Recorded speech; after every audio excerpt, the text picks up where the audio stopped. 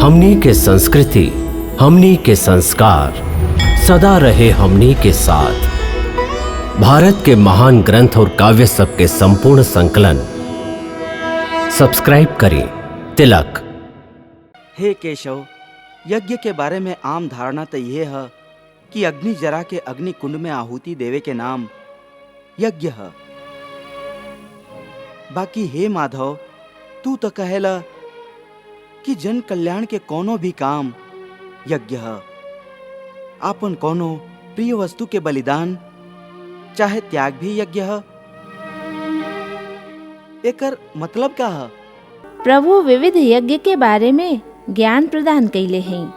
बाकी भगवान, हम प्राण और अपान वायु के बारे में आपसे ज्यादा जानल चाहत।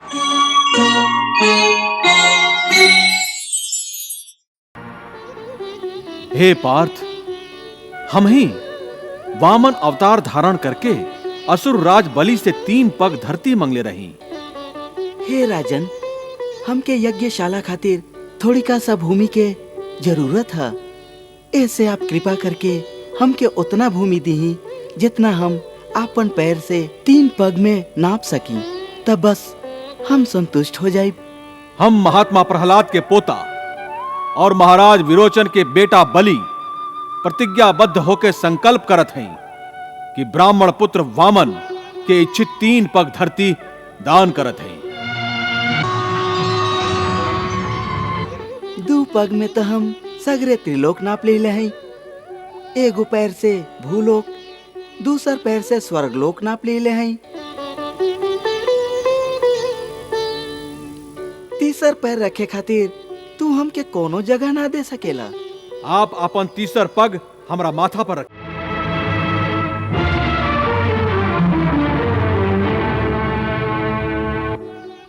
और जब रावण पृथ्वीलोक पर हाहाकार मचा दिले रहे, तब हम ही त्रेता युग में रामा अवतार धारण के ले रही। धर्म के मर्यादा भंग करे वाला पापी, तोहरा सगरे पाप के दंड आज तो के जरूर मिली।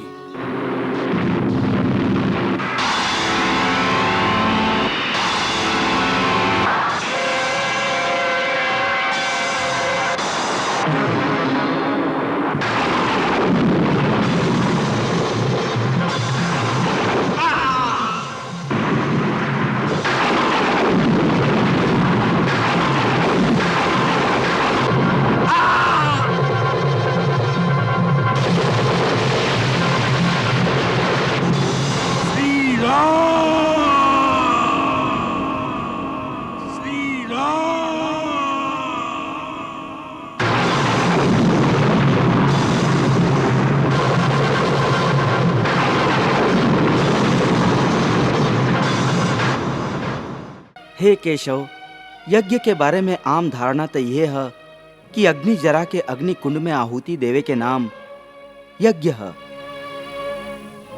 बाकी हे माधव, तू तो कहेला कि जन कल्याण के कोनो भी काम यज्ञ है। आपन कोनो प्रिय वस्तु के बलिदान चाहे त्याग भी यज्ञ है। एकर मतलब का है? हे अर्जुन, ये ठीक है कि प्राणी आपन आपन निष्ठा के द्वारा ही अलग अलग तरह से अलग अलग देवता के पूजा करे खातिर हवन आदि करेलन। ओकरा के भी यज्ञ कहल जाला।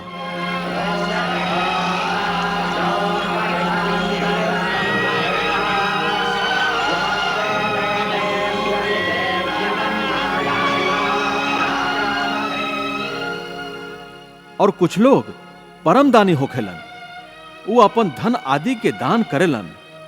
वो यज्ञ है, ओकरा के द्रव्य यज्ञ कहल जाला।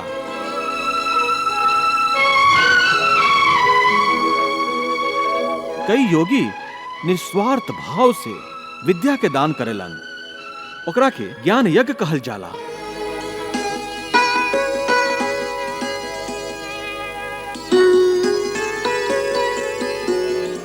एकरा अलावा अष्टांग योग साधना के कुछ यौगिक क्रिया भी ऐसा है जेकरा द्वारा कई गो योगी पुरुष आध्यात्मिक सिद्धि खातिर प्राणायाम के क्रिया पर आधारित प्राण यज्ञ करेलन।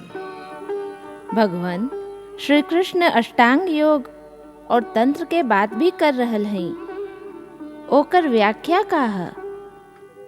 देवी, अष्टांग योग एक तरह के दिव्य चिकित्सा है, जैसे मनुष्य के सगरे रोग के नाश हो जाला।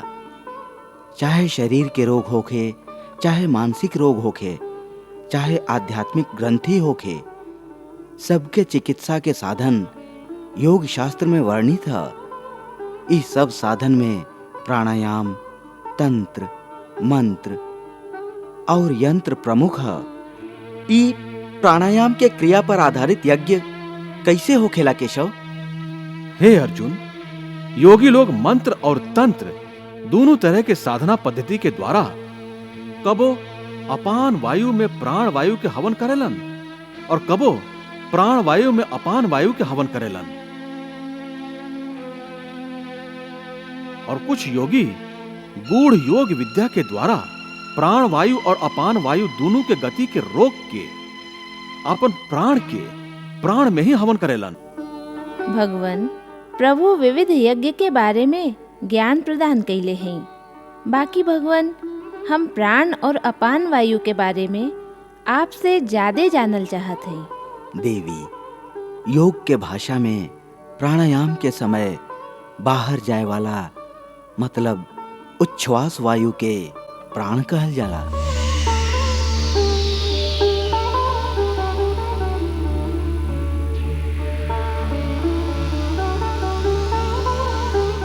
और अपान? भीतर आवे वाला श्वास के अपान वायु कहल जाला।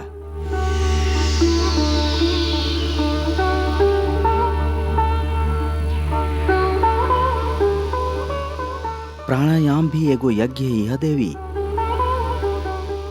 एह यज्ञ के समय अपान में मतलब भीतर खींचल गई सांस में प्राण के उच्छ्वास के होम करे से पूरक नाम के प्राणायाम होखेला।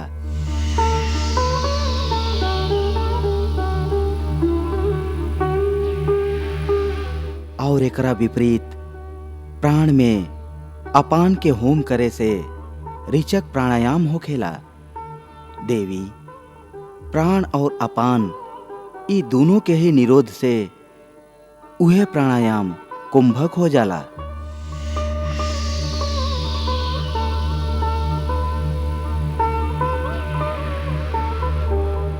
देवी, एकरा अलावा व्यान, उदान और समान ई भी 3 गो वायु है।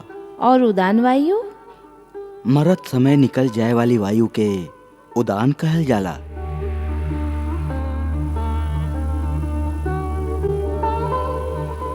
और शरीर के सब स्थान पर एक जैसन अन्न के रस पहुंचावे वाली वायु के समान कहल जाला।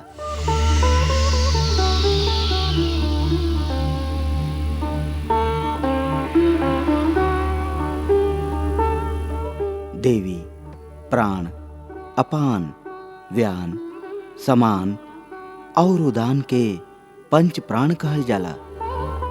मनुष्य के शरीर में ई 5 प्राण कहवा स्थित होखेला भगवान? देवी, प्राण हृदय में स्थित है। अपान के स्थान मनुष्य के नाभि के नीचे है, जेकरा मूलाधार कहल जाला। समान वायु पेट में स्थित है और उदान वायु मनुष्य के गला में स्थित है। और व्यान वायु के स्थान कहवा होखेला? देवी, मनुष्य के संपूर्ण शरीर में व्यान वायु स्थित रहेला।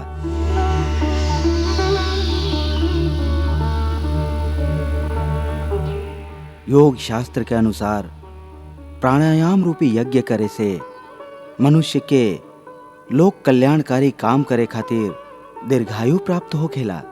ऐसे शारीरिक और मानसिक स्वास्थ्य भी मिलेला, जैसे प्राणी के आध्यात्मिक चेतना प्राप्त होखेला।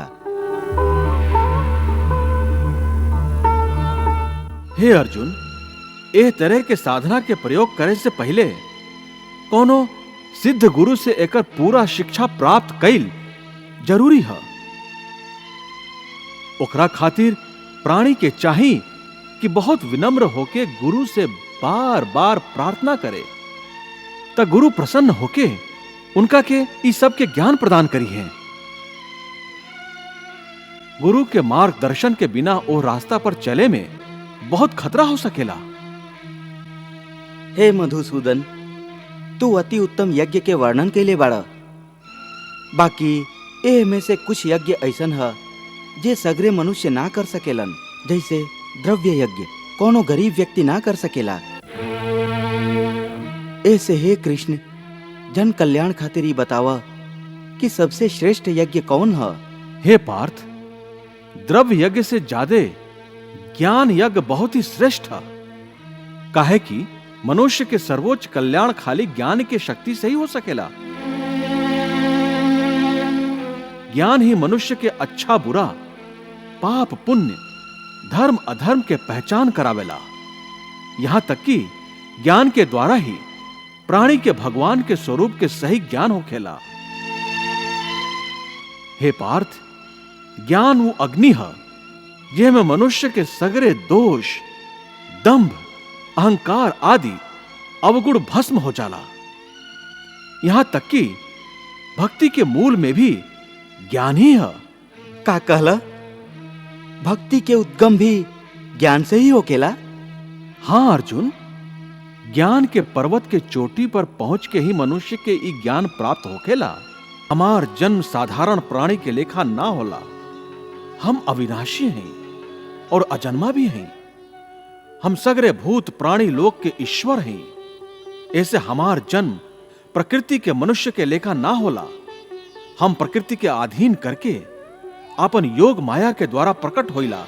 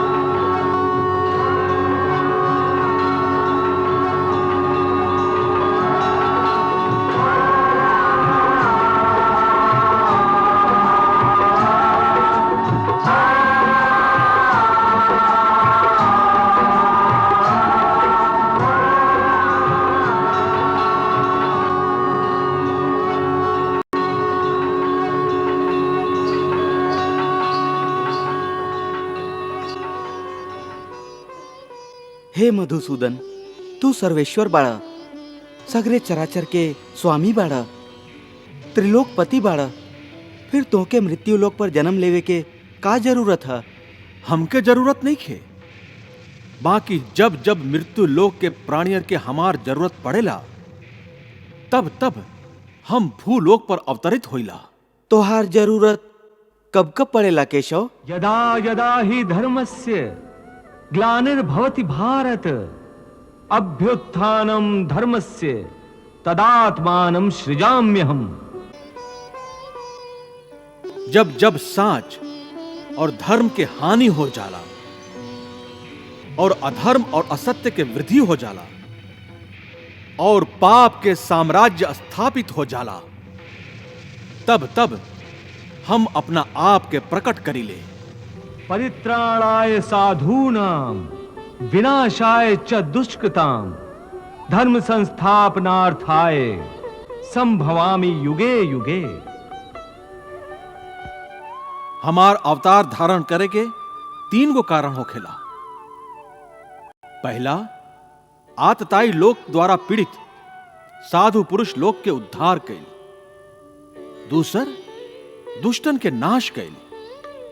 और तीसर कारण है धर्म के फिर से स्थापना कैल। यह काम खातिर हम हर युग में प्रकट होइला। हमार जन्म और हमार कर्म दोनों दिव्य है।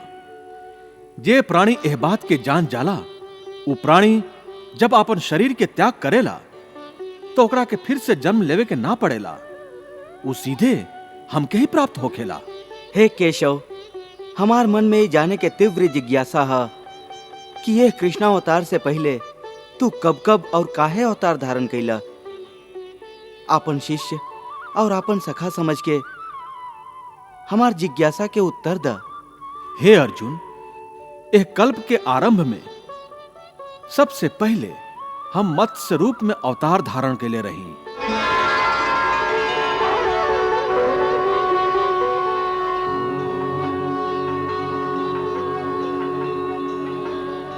उस समय हम सप्त ऋषियन के नाव के प्रलय के समुद्र में डूबे ना दिली, कहा कि वो ऋषि पुरातन संस्कृति और पहला सृष्टि के बीज के लेके नया कल्प में उनकर विकास करे वाला रहन।